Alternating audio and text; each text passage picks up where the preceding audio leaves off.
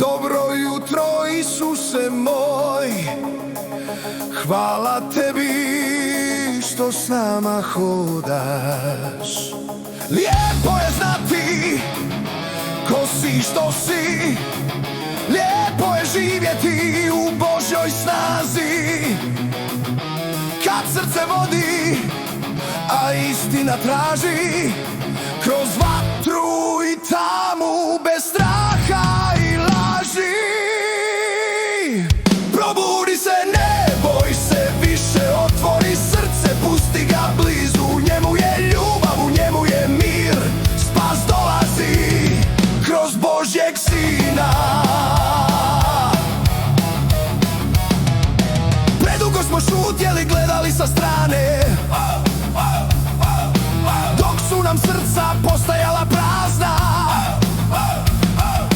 U buci svijeta izgubili smo glas, zaboravili tko nas zove i zašto nas zna. Ali on stoji, strpljivo čeka, ne ruši vrata, samo kuca tiho. U tami noći, u sumnji dana, njegova ljubav ostaje ista.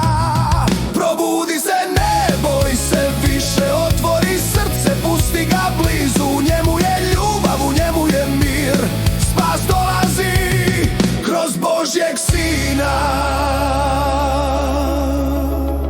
Probudi se, narode moj, ne prodaj dušu strahu i grijehu. Jedan je Bog, jedan je put, spasenje dolazi